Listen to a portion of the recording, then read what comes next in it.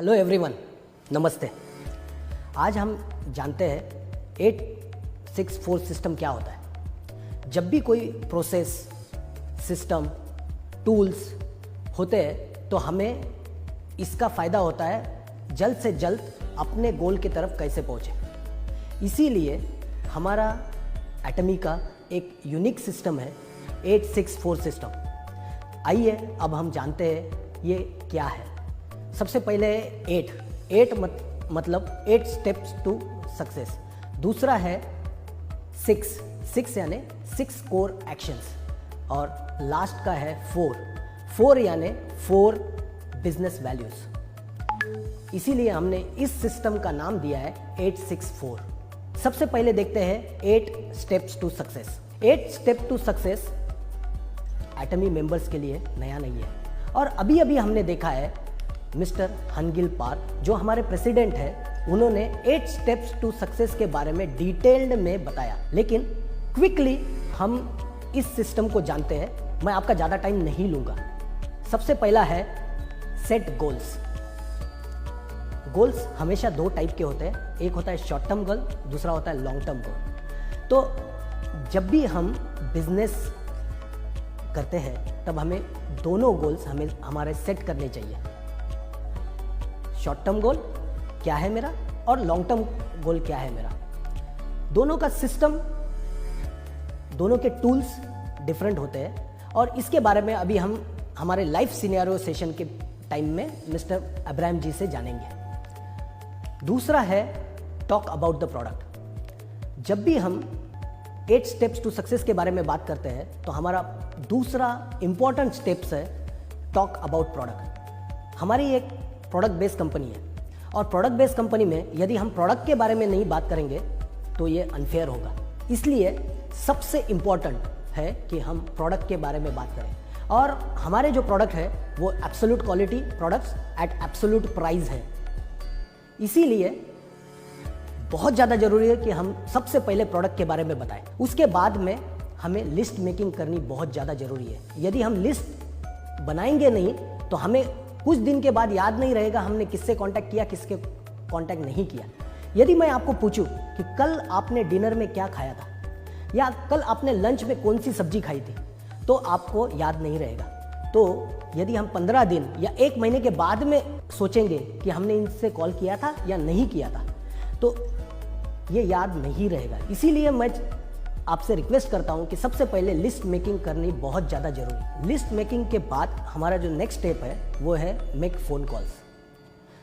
जो भी लिस्ट हमने बनाई है उसको एक एक करके हमें फ़ोन कॉल करने चाहिए। और फ़ोन कॉल करके हमें डिस्क्राइब करना है प्रोडक्ट के बारे में या फिर सिर्फ कंपनी के प्रोफाइल के बारे में। नेक्स्ट स्टेप है बिजनेस को एक्सप्लेन करना। जब हमारा प्रोडक्ट एक्सप्लेन हो जाएगा, कंपनी एक्सप्लेन हो जाएगी, तब जाके हम बिजनेस के बारे में लोगों को बताना चाहिए। उसके बाद आता है फॉलोअप स्टेप, जो मिस्टर हनगिल पार्क जी ने अपने वीडियो में भी बताया था कि फॉलोअप कितना ज़रूरी है।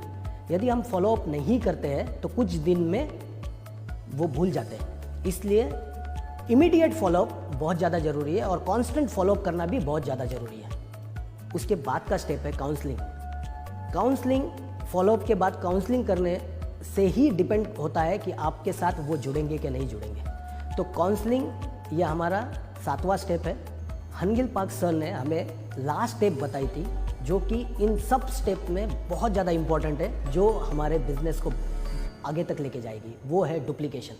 जब तक ये 7 स्टेप को हम कंटिन्यूसली डुप्लीकेट नहीं करेंगे तो हमारा जो गिगांटिक सक्सेस क्या होता है? गिगांटिक सक्सेस होता है कि अनलिमिटेड सक्सेस कैसे हम अचीव कर सकते हैं, वो हम without 8 step that is duplication के बिना हम नहीं कर पाएंगे।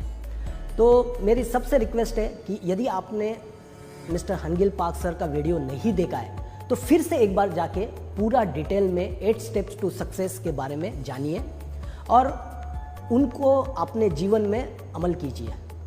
इसके बाद आता है हमारा 864 में से 6 दैट इज 6 कोर एक्शंस। उसमें से पहला एक्शन है 100% प्रोडक्ट यूज़।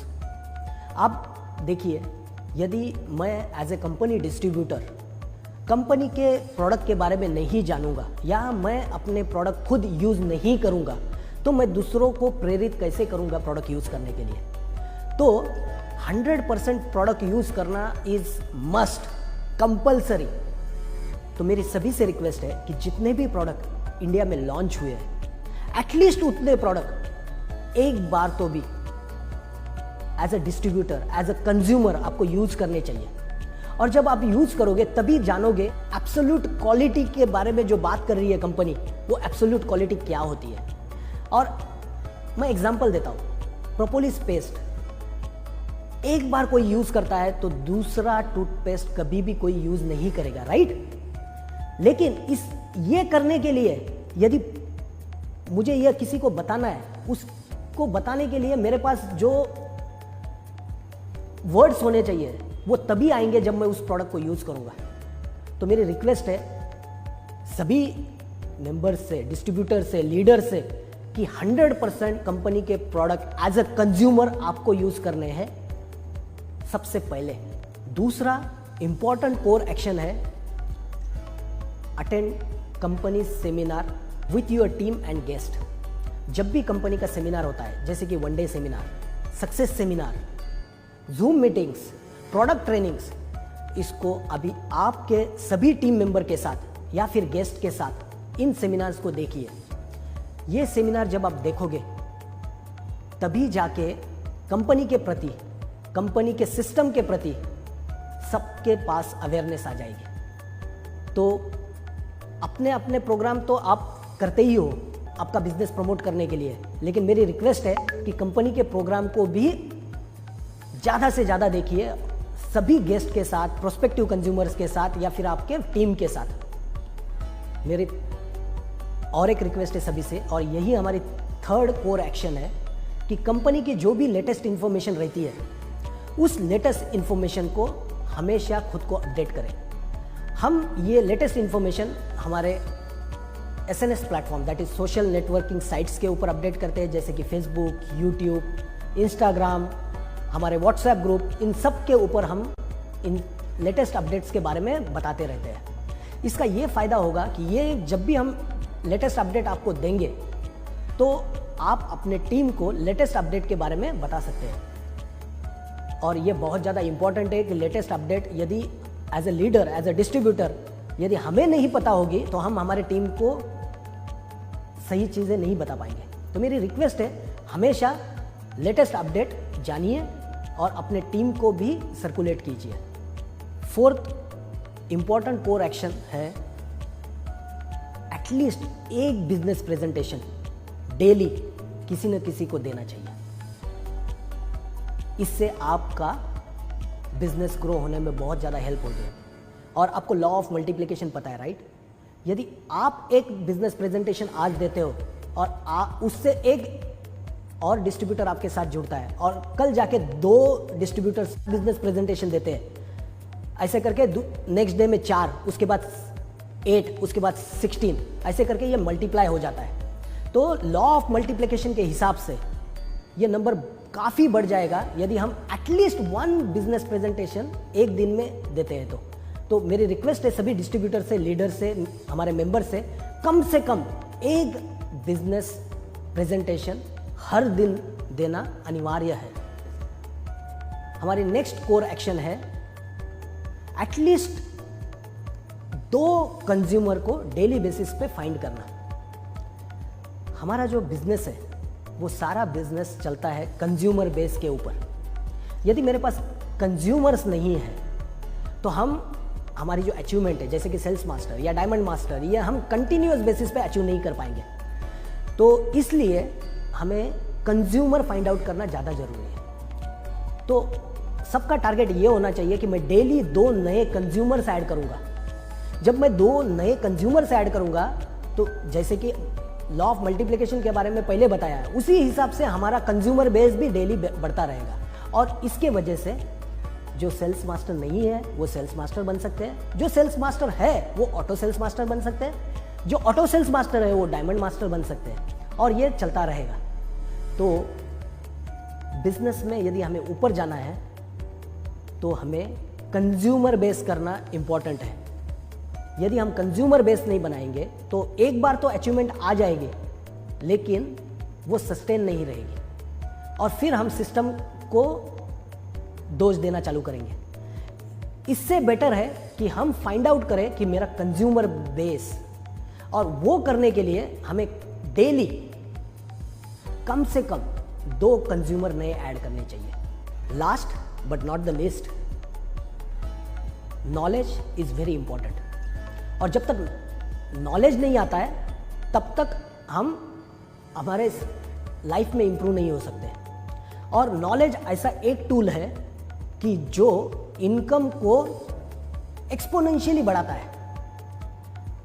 तो ऐसा कहा गया है कि यदि आप नॉलेज के ऊपर इन्वेस्ट करते हो तो आपका जो इनकम है वो एक्सपोनेंशियली बढ़ जाता है। जैसे कि कल ही एग्जांपल दिया था मिस्टर मुकेश जी ने, राइट, कि वो महीने में 8,000 रुपया कमाते थे, राइट, और बाद में जब उन्होंने MBA किया तो वो दिन में 8,000 कमाने लग गए।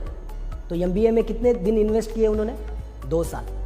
लेकिन उस 2 साल से उनका जो अर्निंग है वो करीबन 30 टाइम्स बढ़ गई।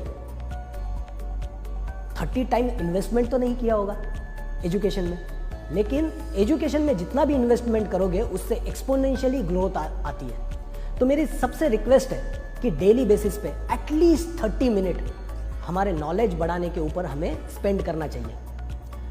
नॉलेज हम 2 तरीके से ले सकते हैं, या तो बुक्स पढ़ के, या फिर हम YouTube पे जो वीडियोस होते हैं वो देख के भी नॉलेज बढ़ा सकते हैं। तो मेरी सभी कंज्यूमर से, लीडर से, मेरे डिस्ट्रीब्यूटर से रिक्वेस्ट है कि कम से कम 30 मिनट्स आप स्पेंड कीजिए रिकमेंडेड बुक्स या रिकमेंडेड वीडियोस के ऊपर और खुद का नॉलेज बढ़ाइए। 864 सिस्टम में 4 है 4 बिजनेस वैल्यूज। और अब जानते हैं हम ये 4 बिजनेस वैल्यूज क्या है। सबसे पहला और मोस्ट इंपॉर्टेंट, अपने कंपनी के बारे में, अपने अपलाइन के बारे में या अपने डाउनलाइन के बारे में कभी भी गलत बात करनी है किसी के सामने भी। अपलाइन के बारे में नेगेटिव बात डाउनलाइन के पास, या डाउनलाइन के पास अपलाइन के बारे में, या फिर कंपनी के बारे में ऐसी नेगेटिव चीज़ कभी भी नहीं करनी चाहिए। ये मोस्ट इंपॉर्टेंट है पॉजिटिविटी क्रिएट करने के लिए।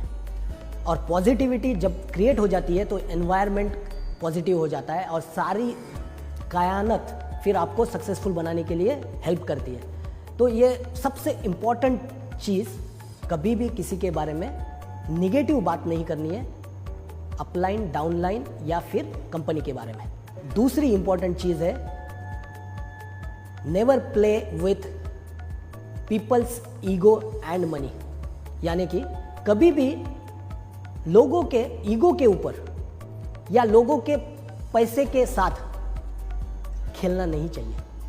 यदि आप ऐसा करते हो तो हमारा जो बिजनेस है वो सस्टेन होने में हेल्प नहीं होती है।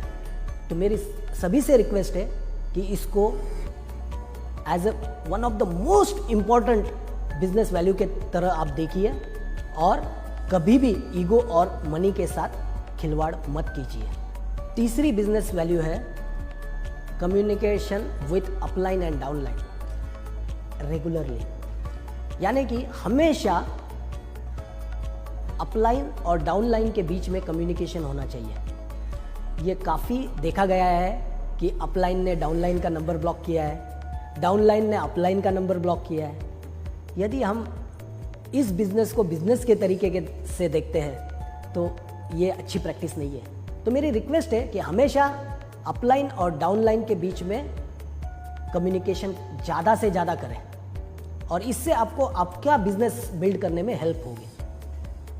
फोर्थ बिजनेस वैल्यू है, जब भी आप कुछ नई चीज़ करते हो तो हमेशा अपलाइन या कंपनी से कंसल्ट करना चाहिए। इसका एक फ़ायदा है कि जब भी आप कंसल्ट करते हो तो अपलाइन या कंपनी के बाद बहुत सारी इन्फॉर्मेशन होती है कि इस टाइप की एक्टिविटी जब भी किसी ने की थी तो उनको फ़ायदा हुआ था या नहीं हुआ था। तो जब भी आप नई चीज़ करते हो तो पहले आप अपलाइन से बात करोगे या कंपनी से बात करोगे तो आपको बैकग्राउंड मिल जाएगा और इसके वजह से आप जो टाइम स्पेंड करना चाहते थे उस एक्टिविटी के लिए, या फिर आप जो मनी स्पेंड करना चाहते थे उस एक्टिविटी के लिए, वो ऑटोमेटिकली रिड्यूस हो जाएगा या तो सेव हो जाएगा। जब भी आप कोई नई चीज़ करते हैं तो मेरी रिक्वेस्ट है आपसे कि आप पहले कंसल्ट कीजिए आपके अपलाइन से या फिर कंपनी से। ये 864 सिस्टम बहुत इम्पॉर्टेंट है और मेरी रिक्वेस्ट है, ये सिर्फ आपके पास इंफॉर्मेशन मत रखिए, ये इंफॉर्मेशन आप अपने टीम से, अपने पर्सपेक्टिव कंज्यूमर से या फिर अपने डाउनलाइन से शेयर कीजिए, ताकि जब एक साथ पूरा सिस्टम इस चीज़ के ऊपर लग जाएगा तो जो सक्सेस है वो अचीव करना बहुत इजी हो जाएगा। और जैसे कि लिखा हुआ है गिगांटिक सक्सेस, तो गिगांटिक सक्सेस जल्द से जल्द आप अचीव कर पाओगे। Thank you very much.